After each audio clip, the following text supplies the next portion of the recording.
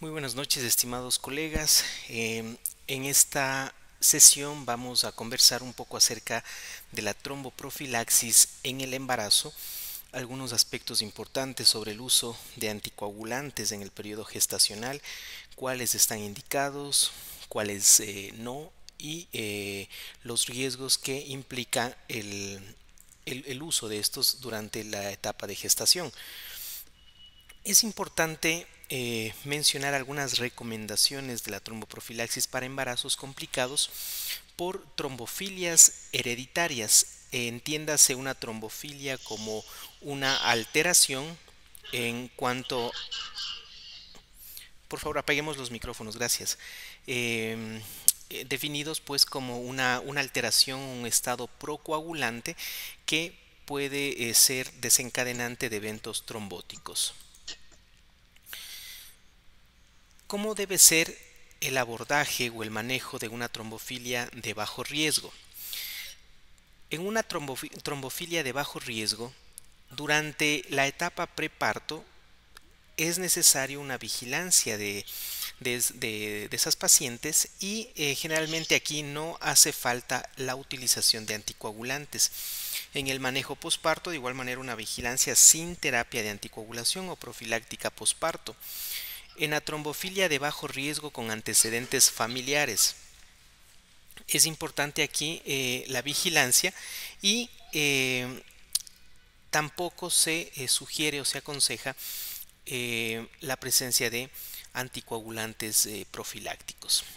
En el manejo posparto, el tratamiento con anticoagulación profiláctica o posparto puede darse con heparinas de bajo peso molecular o heparinas no fraccionadas a dosis intermedias. Y en aquella trombofilia de bajo riesgo con un solo evento previo de una tromboembolia venosa, si ya ha existido el antecedente de un primer evento de embolia, de tromboembolia venosa, es necesario en el preparto utilizar heparinas de bajo peso molecular o heparina no fraccionada de una manera profiláctica, es decir, en dosis de isocoagulación, y en el periodo posparto tratamiento de anticoagulación profiláctico de igual manera con heparinas de bajo peso molecular o heparina no fraccionada a dosis intermedia. ¿Qué pasa cuando el riesgo de eventos trombóticos no es bajo, sino más bien existe un alto riesgo de eventos trombóticos?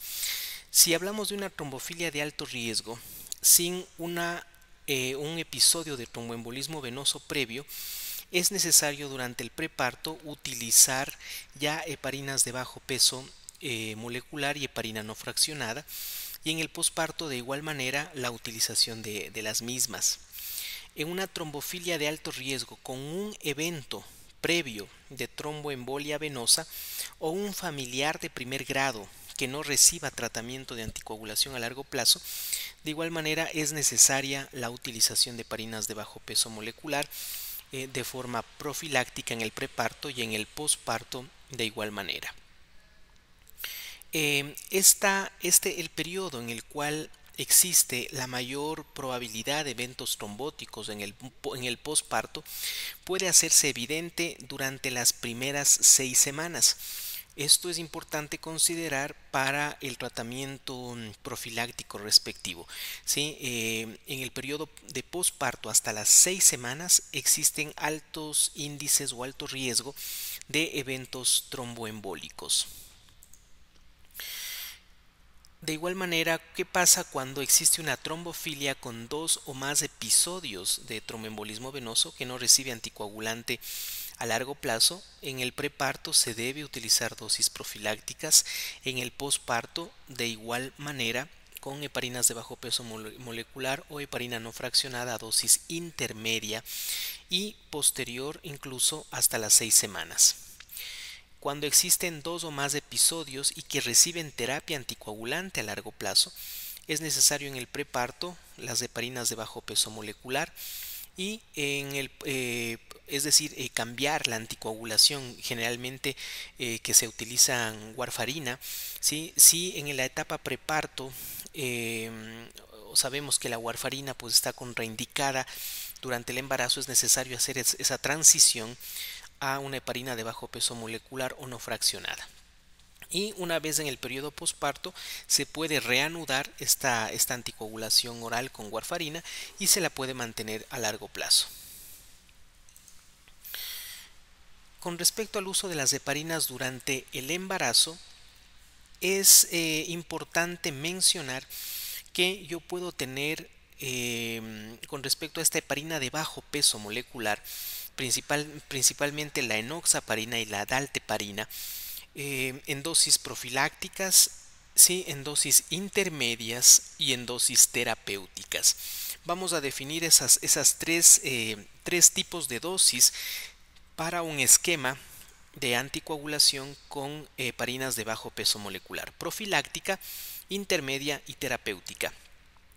Profiláctica, es decir, para prevención de trombosis venosa profunda, la dosis que se va a utilizar es enoxaparina 40 miligramos subcutáneo QD o dalteparina 5000 unidades subcutáneo QD.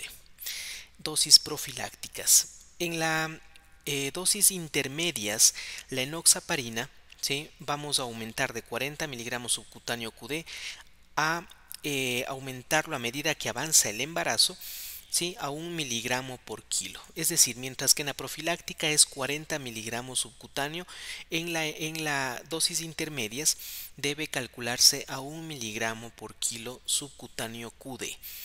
Recuerden que cuando utilizamos estas QD es para isocoagulación, es decir, prevención de eventos trombóticos. Mientras que se utiliza BID, la heparina de bajo peso molecular, estamos hablando de dosis para anticoagulación. Ya no profiláctica, sino terapéutica, como ustedes pueden ver acá, ¿no? Las heparinas de bajo peso molecular a dosis terapéutica incluyen enoxaparina a 1 miligramo por kilo subcutáneo cada 12 horas. Aquí cambia. Tanto la parte terapéutica es cada 12 horas y la profiláctica e intermedia es QD. De igual manera podemos utilizar la dalteparina a 100 unidades por kilo cada 12 horas. Entonces, por favor, tomar en cuenta esta diferenciación, ¿no? Cuando sea profiláctica, QD, y cuando sea terapéutica, utilizaremos cada 12 horas. Me refiero específicamente a las heparinas de bajo peso molecular, por favor. Ahora bien, con respecto al uso de estas heparinas, es importante considerar también la función renal del paciente. Las heparinas de bajo peso molecular utilicen siempre y cuando tengan un clearance de creatinina, ¿sí?, ya sea calculado por MDRD o por CKP-EPI o por Cochrane-Gold, ¿sí? Cualquiera de estas fórmulas que me ayudan a calcular tasa de filtración glomerular, utilicen siempre y cuando tengan un clearance de creatinina mayor de 30 ml minuto, ¿sí?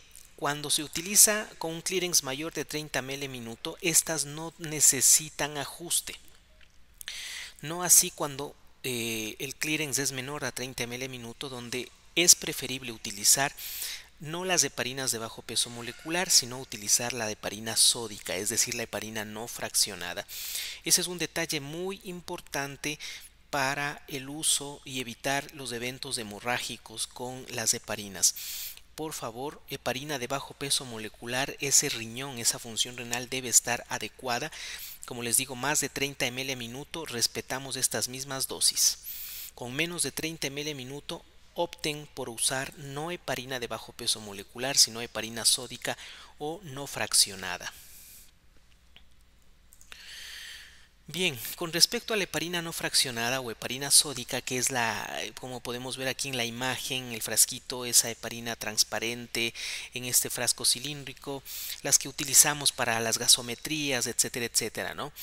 Esta, igual manera, tenemos dosis profilácticas, dosis intermedias y dosis terapéuticas. En las dosis profilácticas puedo utilizar 5000 unidades subcutáneo cada 12 horas. Ojo, todo este frasco que ustedes ven acá en la imagen tiene 25.000 unidades y el frasquito viene de 5 ml. ¿Qué quiere decir eso? Que en otras palabras 5000 unidades es equivalente a 1 ml. En otras palabras, profiláctica puedo dar 1 ml de esta heparina subcutáneo cada 12 horas. Profiláctica. En intermedia, ¿sí? En intermedia, no se olviden que siempre en la profiláctica se va a manejar una dosis estándar, mientras que en la intermedia, dependerá el trimestre en el cual yo me encuentre. En la intermedia, el primer trimestre yo debo usar de 5.000 a 7.000 unidades subcutáneo cada 12 horas. En el segundo, 7.500 a 10.000. Sí, es decir, de 1.5 a 2 ml subcutáneo cada 12 horas, y en el tercer trimestre 10.000 como subcutáneo cada 12. Como ustedes pueden ver, a más periodo gestacional, mientras más avanza el periodo gestacional, mayor es el riesgo de eventos trombóticos, y por ende las dosis deben ser ajustadas dependiendo el trimestre del embarazo.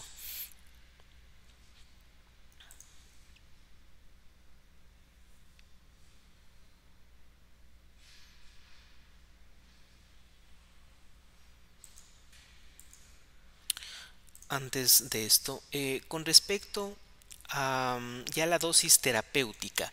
En la dosis terapéutica yo puedo administrar una infusión continua intravenosa de heparina no fraccionada, o una dosis subcutánea cada 12 horas. Aquí no es cada 6 a 8. Bueno, cada 6 a 8 horas se da en pacientes que no están cursando una etapa gestacional, pero acá cada 8 a 12 horas puede ser considerado para como un efecto terapéutico.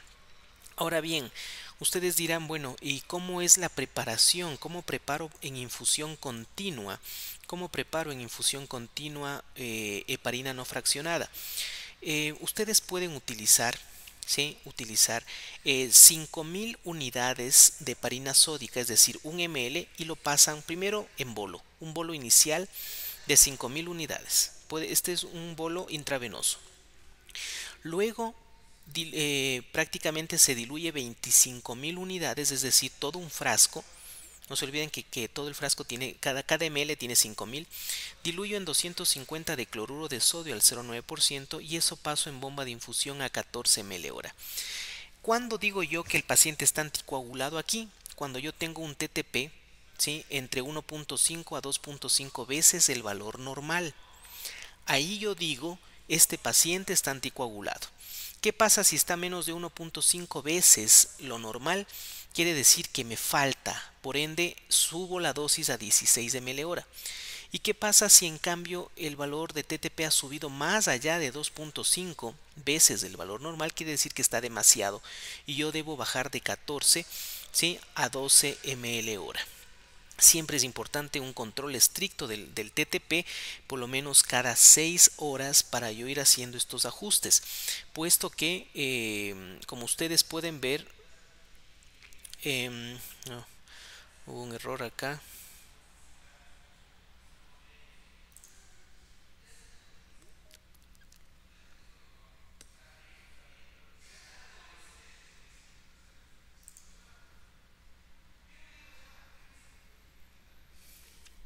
Amigo, amigo.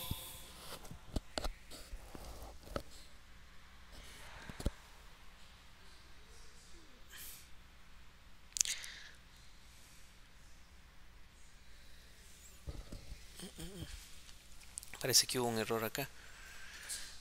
Desapareció la...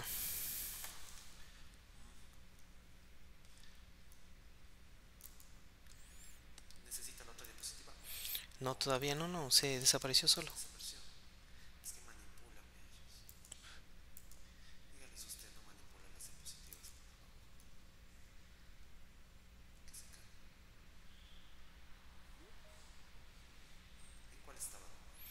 En la 8 más o menos. Ujú.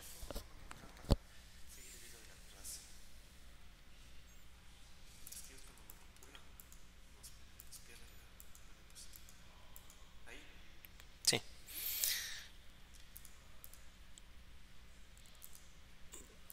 A ver, por favor, no manipulemos las diapositivas, eh, perdemos el hilo de la conversación. Por favor, mantengamos el máximo del respeto en cuanto a la conferencia. Con respecto, les decía, a la heparina sódica y la preparación que debemos tener con esta, deben tener mucho cuidado al usar esta infusión continua, puesto que si no guardamos un estricto control del TTP, podríamos ocasionar una hemorragia. Existe más riesgo de hemorragias que utilizando una heparina de bajo peso molecular.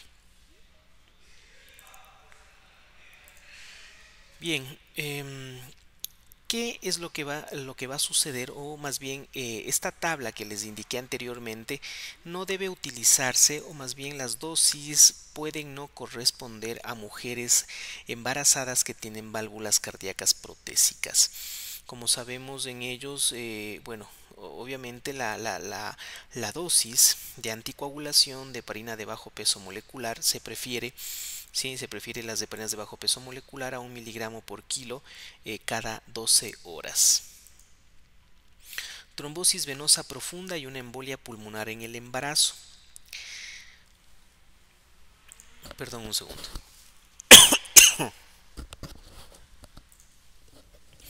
Bien, existen una serie de factores de riesgo que pueden significar o aumentar la probabilidad de un evento tromboembólico en una mujer embarazada, y obviamente estos eventos tromboembólicos están explicados por la tríada de Virchow. Ustedes recordarán que se caracteriza por una éstasis venosa, una lesión endotelial y obviamente también un estado de hipercoagulación. La tromboprofilaxis para una trombosis venosa profunda y por ende de una embolia pulmonar podemos realizarla de tipo farmacológica o mecánica. En el anteparto, ¿sí?, todas las mujeres deben ser sometidas a vigilancia clínica, obviamente durante el embarazo.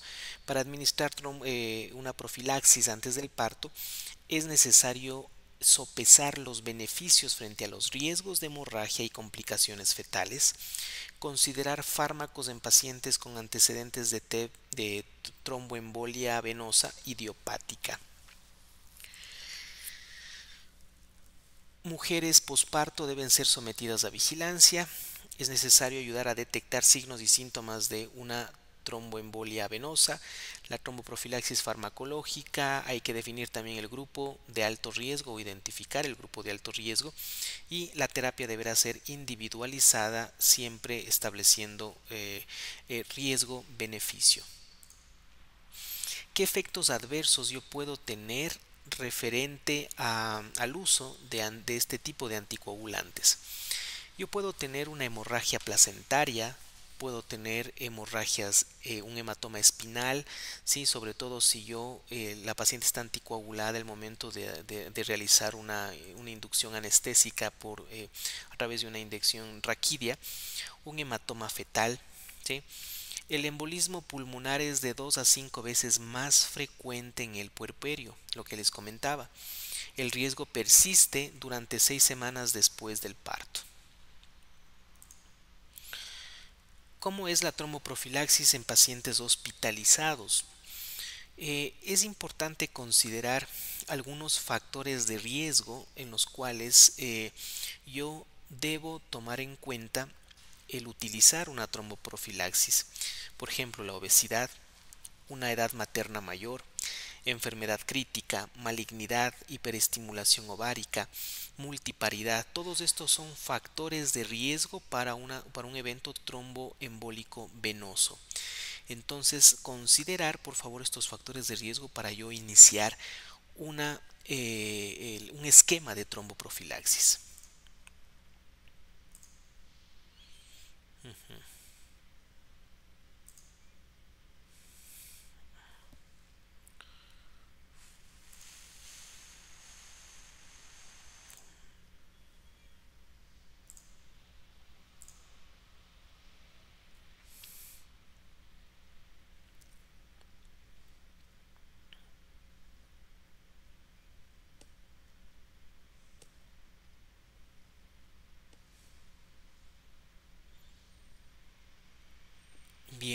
Em, Uno de los defectos o de los problemas que se puede presentar con el uso, obviamente, de anticoagulantes, tenemos riesgos tanto antes del parto como en el periodo posparto. Antes del parto, por ejemplo, desprendimiento de placenta, placenta previa, hematomas, y en el posparto,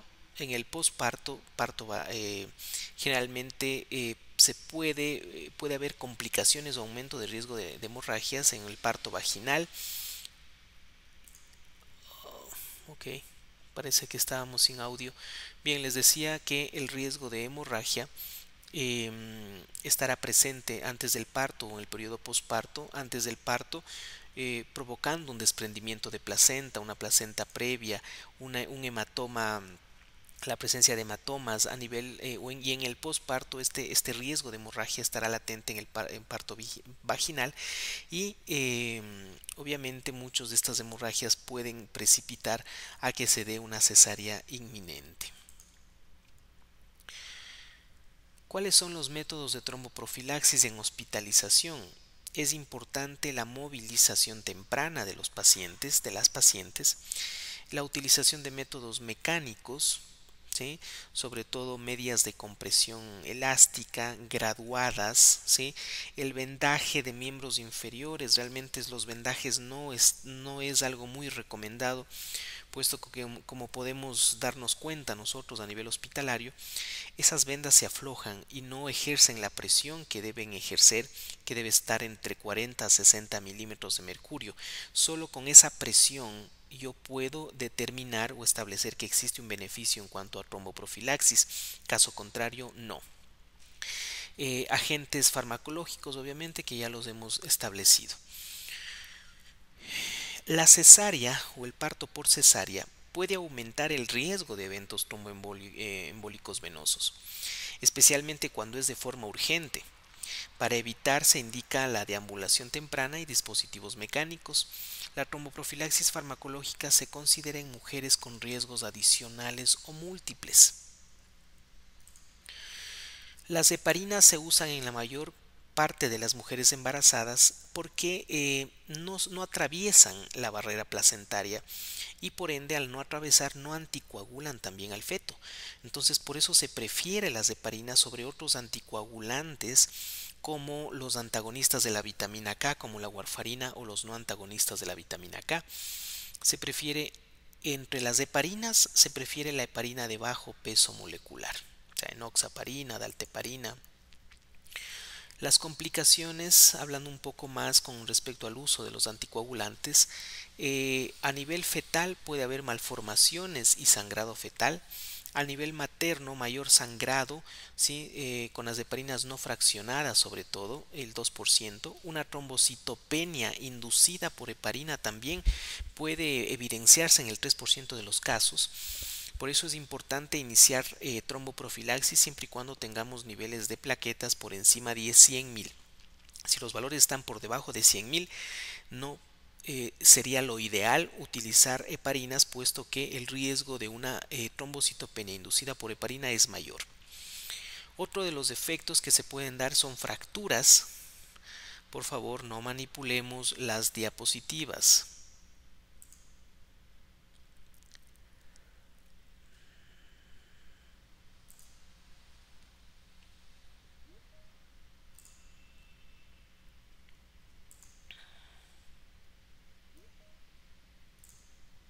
Otro de los efectos que se puede presentar es fracturas vertebrales inducidas obviamente por la osteoporosis, que puede ser secundaria al uso de heparina.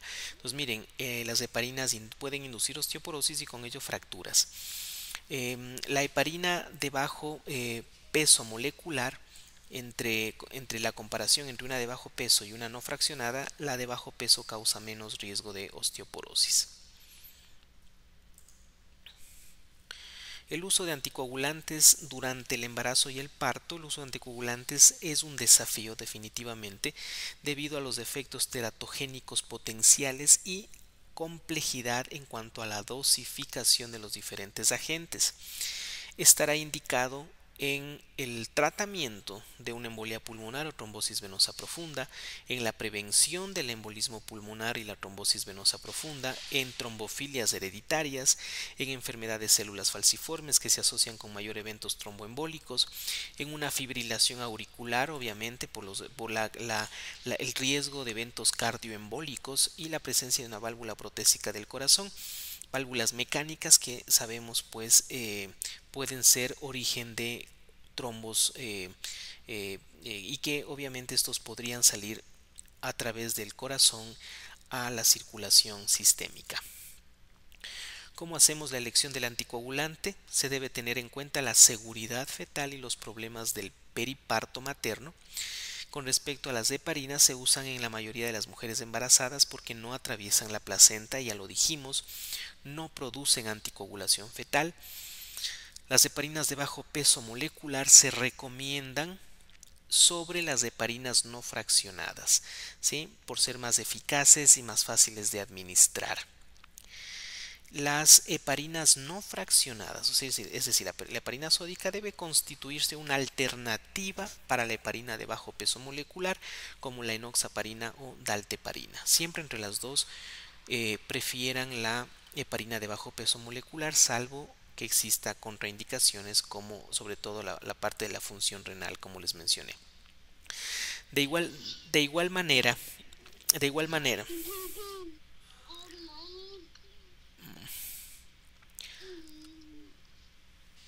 apaguemos el micrófono, por favor.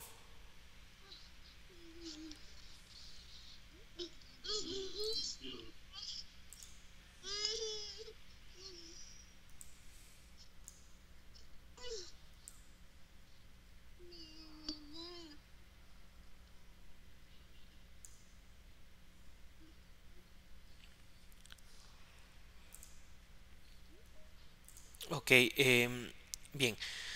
Les decía que con respecto a las heparinas de bajo peso molecular comparado con las heparinas no fraccionadas o la heparina sódica, la heparina de bajo peso molecular tiene menor riesgo de inducir trombocitopenia. Este evento adverso se ha observado más con el uso de heparinas no fraccionadas o heparina sódica. La warfarina, como les mencionaba, está contraindicada en el embarazo porque atraviesa la placenta, tiene efectos teratogénicos. Es importante considerar o conocer que existe un alto riesgo de anormalidades fetales en el primer trimestre del embarazo. Muerte fetal en el 30% de los casos, prematuridad en el 45% de los casos y bajo peso al nacer en el 50% de los casos. Realmente la decisión de utilizar warfarina durante el embarazo debe estar claramente definida, claramente establecida con los riesgos y a menos que la mujer presente un riesgo muy alto de eventos tromboembólicos que realmente aún así debemos en lo posible evitarlo. Tenemos otros derivados de las heparinas, ¿sí? Como este danaparoid, que es un heparinoide de bajo peso molecular que tampoco atraviesa la placenta y es una opción, ¿sí? Sobre todo en mujeres embarazadas en los cuales las heparinas no es posible utilizar, sobre todo por el efecto de trombocitopenia.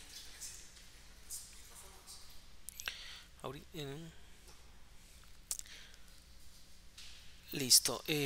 Con respecto al Fondaparinux, la experiencia en el embarazo es limitada y el argotroban, que es un inhibidor parenteral directo de la trombina, está reservado para aquellos casos con reacciones graves a la heparina.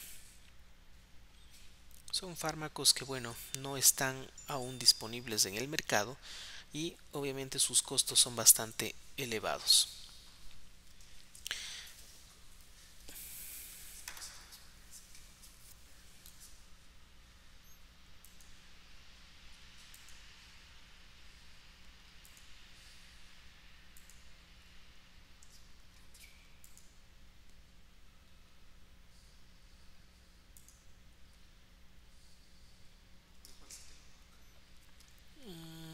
A 11 por ahí.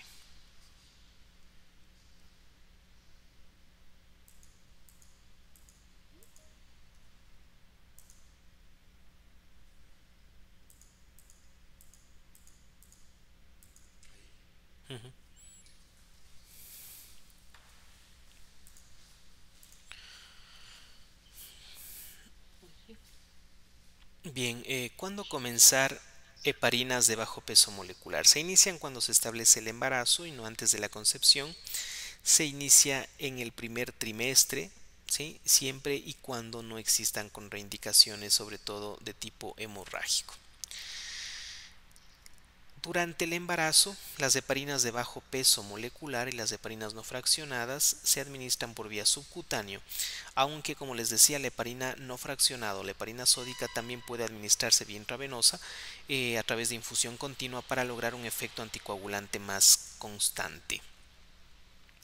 La anticoagulación puede estar dada o las dosis a dosis profilácticas, como habíamos hablado, dosis intermedias, dosis terapéuticas y también obviamente habrá situaciones en las cuales necesitemos convertir de dosis profilácticas eh, de heparinas de bajo peso molecular, ¿sí? De profilácticas a intermedias o de intermedias a terapéuticas, que también pueden ser algunos de los escenarios.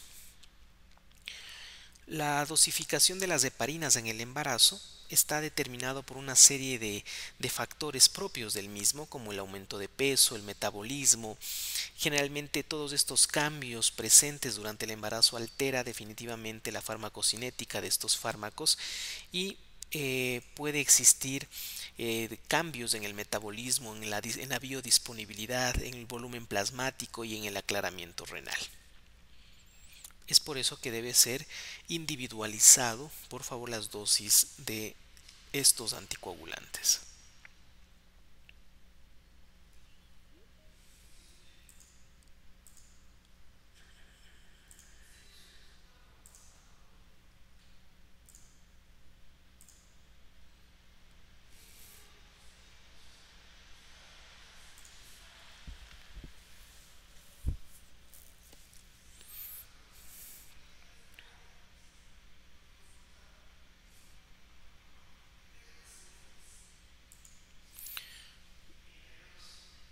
Bien, el uso de anticoagulantes estará obviamente determinado también no solamente por los antecedentes que pudieran de una u otra forma alertar o establecer la probabilidad de eventos tromboembólicos durante el embarazo, sino también eventos de novo, ¿sí? O de aparecimiento reciente, como un edema importante en miembros inferiores, sobre todo ante la posibilidad de una trombosis venosa profunda, un dolor precordial o síntomas de tipo neurológico que podrían alertar de que existe algún evento trombótico de novo. Como les decía, es necesario cuando el paciente tiene o está consumiendo un anticoagulante previo, como por ejemplo warfarina, y entra en el embarazo, esta warfarina tiene que ser suspendida y cambiada a heparina de bajo peso molecular, ¿sí? A dosis BID, si existe el criterio de anticoagulación.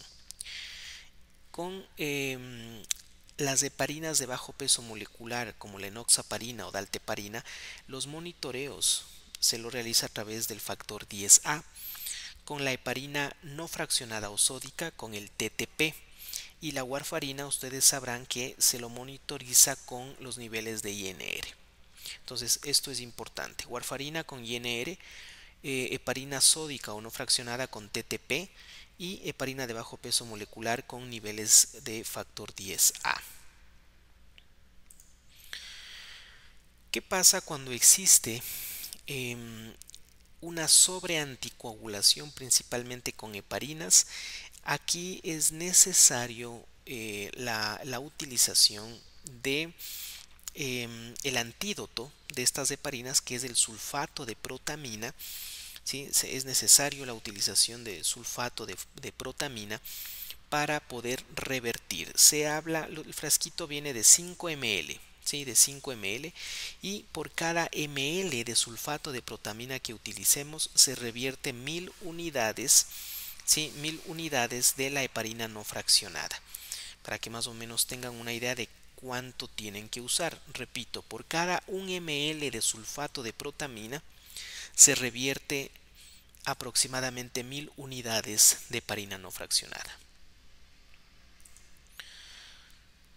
sospecha de trombocitopenia inducida por heparina, que es lo que habíamos comentado, la misma que es más frecuente con heparina no fraccionada que con la de bajo peso molecular. Cualquier paciente que desarrolle ya esta trombocitopenia, ¿sí?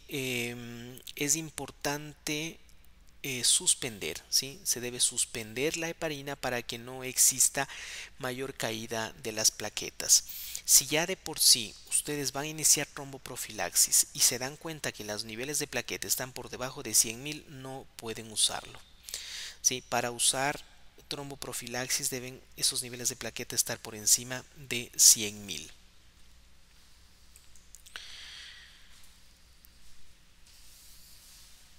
Debe evitarse en cuanto allá al periodo de la labor de parto como tal, debe evitarse la anticoagulación durante el parto, excepto en entornos de mayor riesgo.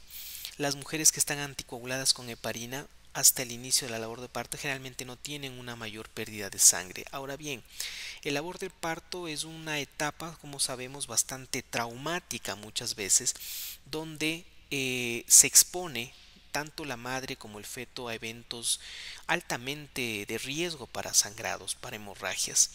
Si la paciente ha estado utilizando heparinas de bajo peso molecular, se deberá 24 horas antes de la labor de parto suspender para reducir la probabilidad de sangrado, y estas se pueden retomar, ¿sí?, a las 8 o 12 horas posterior al parto si no existe algún foco hemorrágico activo. Con respecto a la anestesia epidural, como les decía, no se debe realizar si la paciente está anticoagulada por el riesgo de hematoma espinal, ¿sí?, o un hematoma epidural. A veces estos se forman verdaderas colecciones a nivel del espacio epidural que realmente son muy dolorosas y que muchas veces pueden terminar en complicaciones de compresión o procesos sobreinfecciosos, ¿sí?, que pueden ser bastante complejos. La anticoagulación, ¿qué pasa con respecto al posparto y la lactancia? Ya en el periodo posparto se puede retomar la anticoagulación que durante la labor de parto fue suspendida, ¿sí? Y es necesario, pues, tomar en cuenta que las mujeres que tienen un tromboembolismo venoso requerirán anticoagulación continua. Normalmente aquellas pacientes que realizan un evento de trombosis venosa profunda deben mantener la anticoagulación hasta 6 meses. Hasta 6 meses. No olvidar, ¿sí?, no olvidar que la mayor existe una proporción de eventos tromboembólicos y este tiempo puede estar presente incluso 4 o 6 semanas después del parto.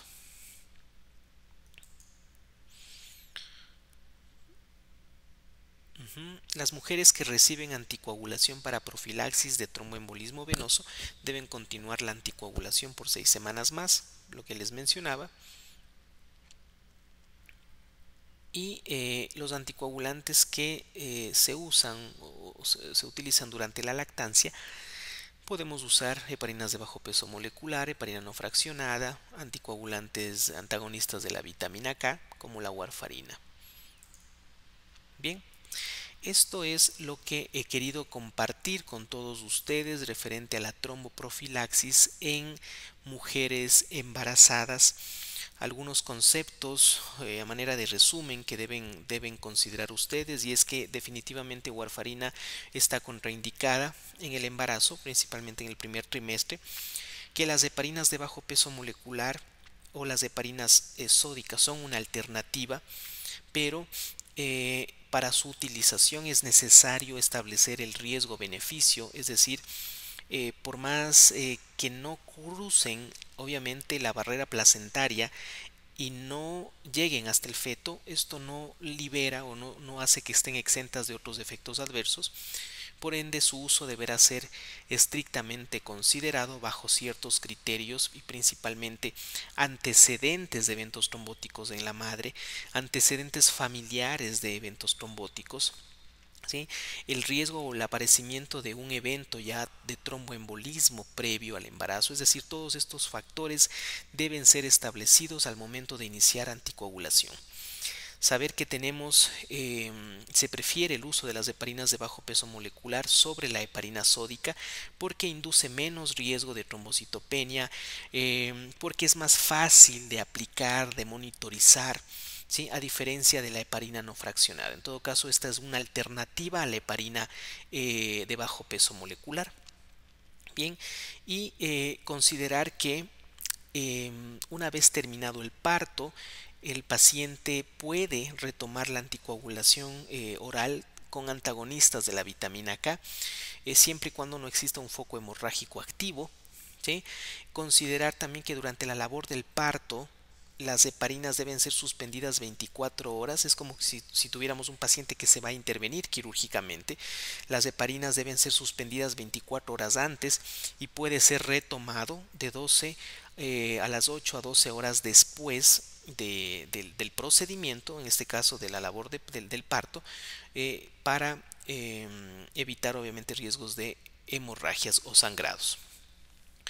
Bien, eso es lo que he querido pues transmitirles en esta sesión. Si existe alguna pregunta, podemos pues manifestarla y resolverla a la brevedad. Gracias.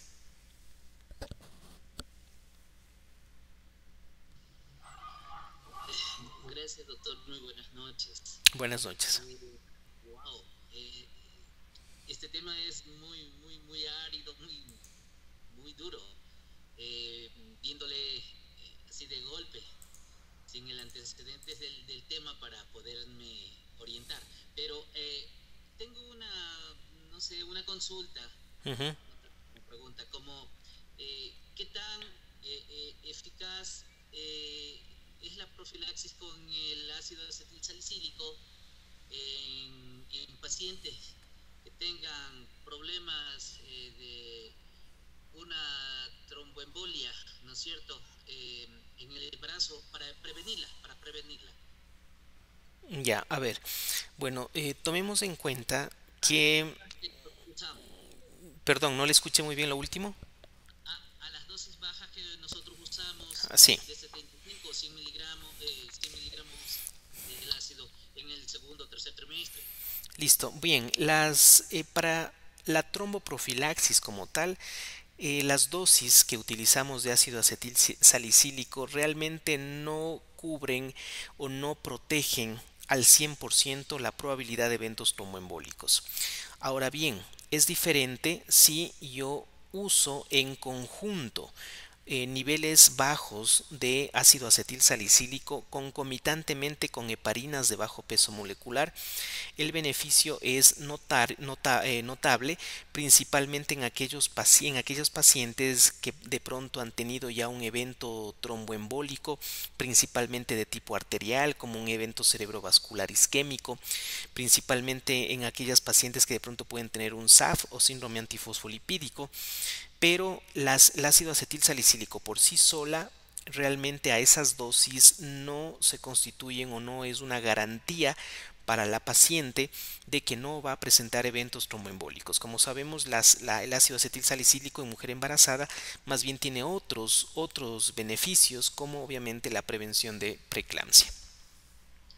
Ajá, sí, sí, o sea que nos quedamos cortos, tendríamos que utilizar, como usted me dice, Sí, la heparina de bajo peso. sí, Eh, definitivamente, definitivamente.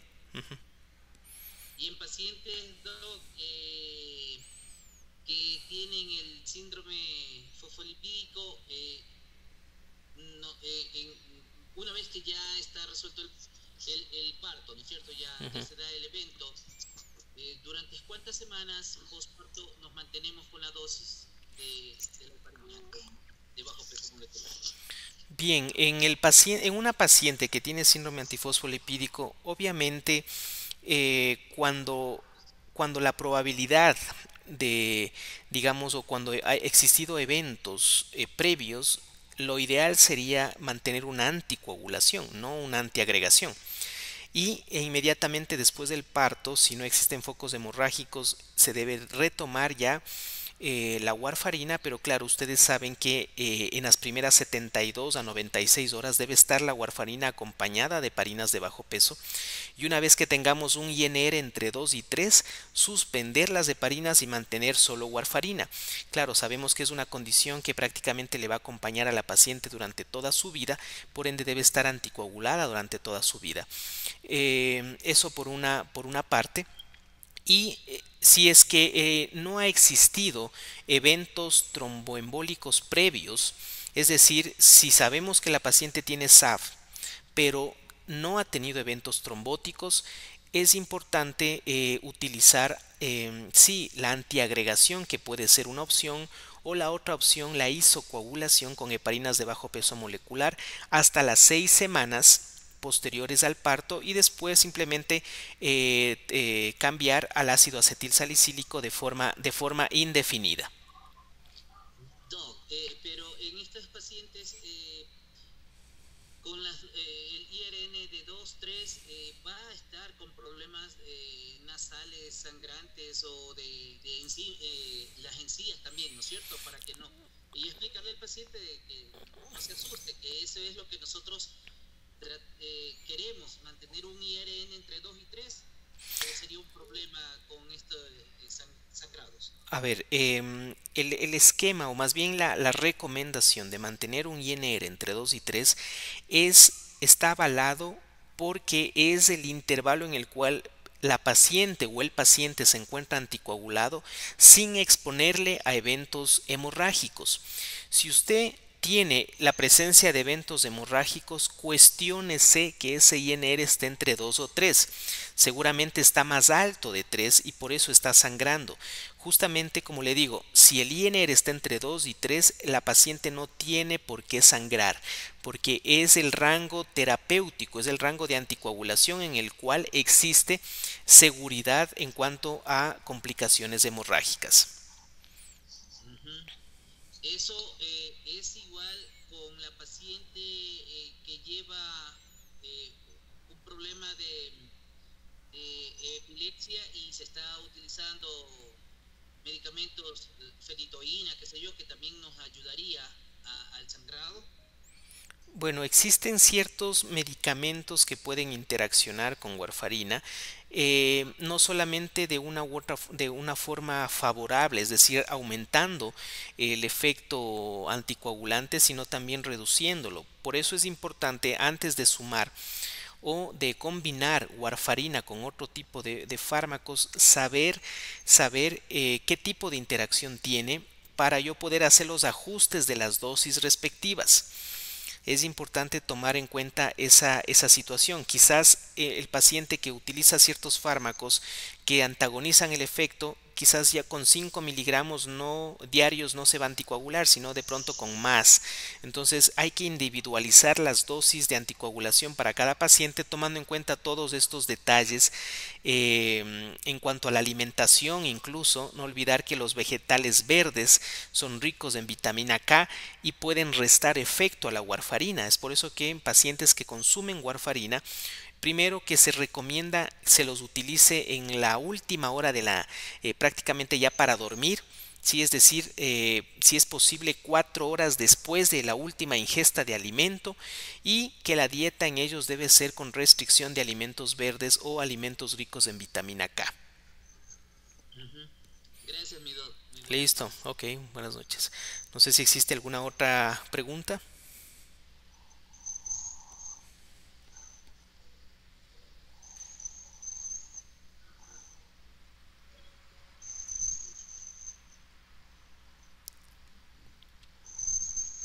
Bien, yo les agradezco por su atención, espero que esta charla les haya sido de utilidad y poder aplicar estos conocimientos en su práctica clínica diaria.